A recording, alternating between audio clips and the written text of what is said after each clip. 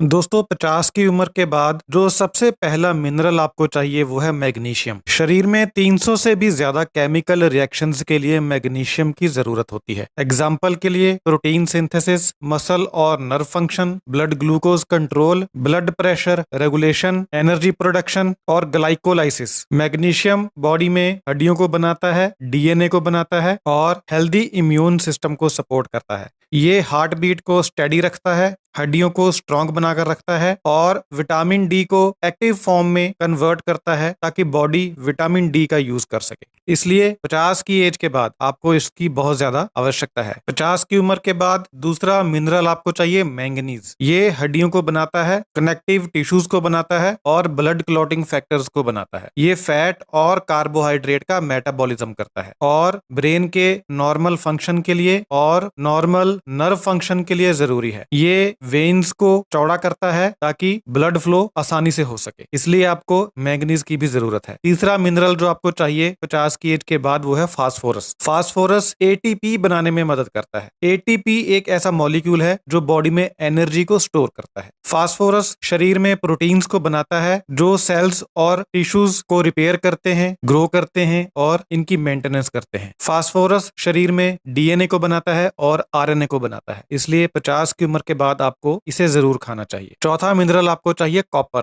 Copper iron के साथ मिलकर रेड ब्लड सेल्स को बनाता है, बोन लॉस को शरीर में रोकता है, शरीर में कोलेजन एक्टिविटी को बढ़ाता है जो कि जॉइंट हेल्थ को सपोर्ट करती है, ब्रेन डेवलपमेंट के लिए चाहिए होता है, कार्डियोवैस्कुलर सिस्टम के लिए चाहिए होता है और हमारे जो लंग्स होते हैं उनकी इलास्टिसिटी के लिए कॉपर की आवश्यकता होती है। तो आपको कॉपर की बहुत ज्यादा आवश्यकता है 50 की एज के बाद। पांचवा जो मिनरल है वो आपको चाहिए जिंक। जिंक इम्यून सिस्टम की मदद करता है बैक्टीरिया और वायरस से लड़ने के लिए। ये जख्मों को ठीक करता है, ये स्किन को प्रोटेक्ट करता है और उन लोगों के लिए बहुत अच्छा होता है जिनको एक्ने, सोराइसिस, एक्जिमा की प्रॉब्लम है। ये जुबान का जो टेस्ट होता है उसके लिए जरूरी होता है और हमारे नाक की जो स्मेल होती है उसके लिए जरूरी होता है। हमारे शरीर में जो सेल डिवीजन होती है उसके लिए जिंक चाहिए, सेल ग्रोथ के लिए जिंक चाहिए, ब्लड क्लॉटिंग के लिए जिंक चाहिए, थायराइड फंक्शन के लिए जिंक चाहिए और कार्बोहाइड्रेट्स के ब्रेकडाउन के लिए जिंक चाहिए। तो जिंक बहुत इंपॉर्टेंट है 50 की एज के बाद। इसके बाद आपको चाहिए विटामिन ए। हमारी आंखों में नजर के लिए एक पिगमेंट जिम्मेदार होता है। हमारे रेटिना के अंदर एक पिगमेंट होता है जिसकी वजह से हम देख पाते हैं और उस पिगमेंट को बनाने के लिए विटामिन ए चाहिए। विटामिन ए हमारे शरीर में बी सेल्स को बनाता है और टी सेल्स को बनाता है। ये दोनों सेल्स इम्यून रिस्पॉन्स के लिए जरूरी होते हैं। विटामिन ए हमारे शरीर में स्किन को बनाता है और हेयर्स को बनाता है और हमारे नाक के अंदर और हमारे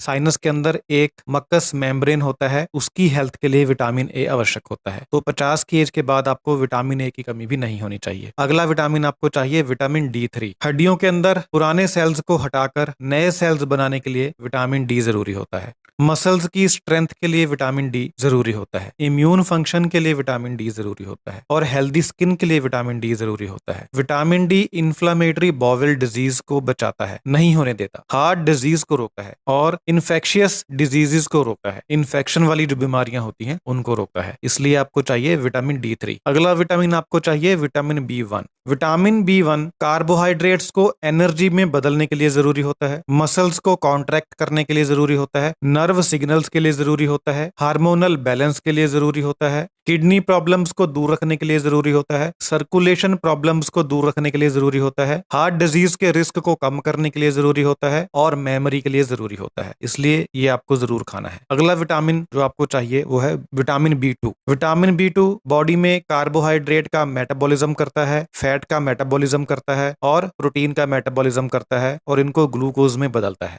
रेड ब्लड सेल्स को बनाता है और ये एक एंटीऑक्सीडेंट है जो स्किन को हेल्दी रखता है, हेयर्स को हेल्दी रखता है और आईज को हेल्दी रखता है और ये इम्यून सिस्टम को प्रॉपरली फंक्शन करने में मदद करता है।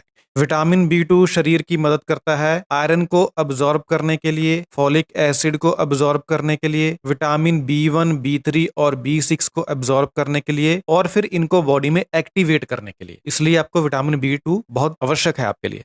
अगला विटामिन आपको चाहिए विटामिन B6। ब्रेन की डेवलपमेंट के लिए आपको चाहिए, नर्व्स के लिए आपको चाहिए और स्किन के लिए आपको चाहिए। और विटामिन B6 आपको पार्किंसन की बीमारी से बचाता है और ये आपको हीमोग्लोबिन को बनाने के लिए चाहिए, डीएनए को बनाने के लिए चाहिए, ये शरीर में न्यूरोट्रांसमीटर्स को बनाता है।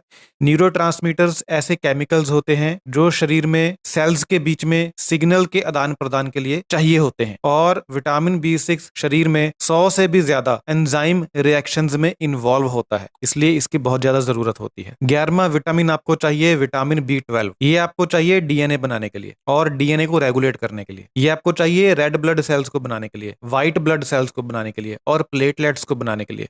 और विटामिन B2 आंखों को मैक्युलर डीजनरेशन से रोकता है। एज के साथ जो आपकी नजर कमजोर होती है उसे रोकता है। और ये बॉडी में फूड को एनर्जी में कन्वर्ट करता है। और ये आपको चाहिए ब्रेन की नॉर्मल फंक्शनिंग के लिए, नर्वस सिस्टम की नॉर्मल फंक्शनिंग के लिए और कॉग्निटिव फंक्शन के लिए। 12वां विटामिन आपको चाहिए vitamin E। Vitamin E free radicals को खत्म करता है बॉडी में। फ्री रेडिकल्स ऐसे मॉलिक्यूल्स होते हैं जो सेल डैमेज कर सकते हैं और इनकी वजह से हार्ट डिजीज हो सकती है और कैंसर हो सकता है। ये शरीर में वायरस से फाइट करने में मदद करता है, बैक्टीरिया से फाइट करने में मदद करता है और इम्यून सिस्टम को स्ट्रेंथ देता है। ये रेड ब्लड सेल्स को बनाने में मदद करता है और बॉडी के अंदर ब्लड क्लॉट बनने से रोकता है और जो खून की नसें होती हैं उनको चौड़ा करता है। विटामिन E बॉडी के अंदर सेल्स को आपस में इंटरेक्ट करने में मदद करता है और सेल्स को इंपॉर्टेंट फंक्शंस को कैरी आउट करने में मदद करता है।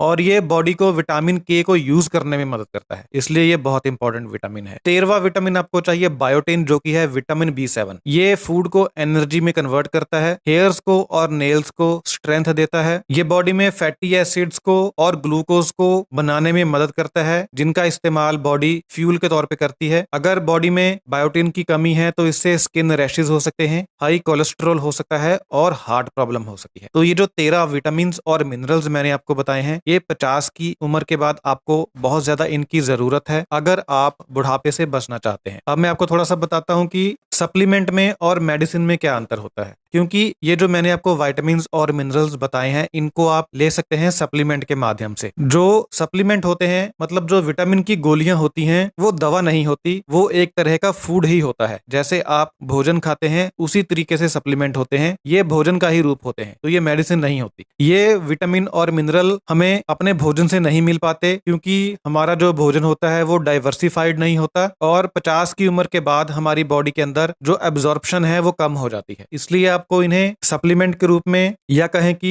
विटामिन की गोली के रूप में इन्हें लेना आपके लिए बहुत आवश्यक है। तो अब मैं आपको उस सप्लीमेंट का नाम बता देता हूं जिनमें आपको ये सभी 13 विटामिन और मिनरल तो मिलेंगे ही मिलेंगे, इसके साथ में 6-7 और जरूरी विटामिन और मिनरल हैं जो आपको चाहिए होते हैं, वो भी आपको साथ में इस सप्लीमेंट में मिल जाएंगे। तो जो टैबलेट है उसका नाम है सुप्राडिन। सुप्राडिन बहुत ही फेमस टैबलेट है जो कि बहुत पुरानी है, इंडिया में सब जगह मिल जाती है, बहुत सस्ती होती है। तो अगर आप एक टैबलेट दिन में कभी भी एक बार खाना खाने से 1 घंटा बाद अगर आप ले लेते हैं तो ये सारे विटामिन और मिनरल्स आपको एक ही बार में मिल जाते हैं। तो इससे आपको अपनी ओल्ड एज को रोकने में बहुत ज्यादा मदद मिलेगी। Thank you very much.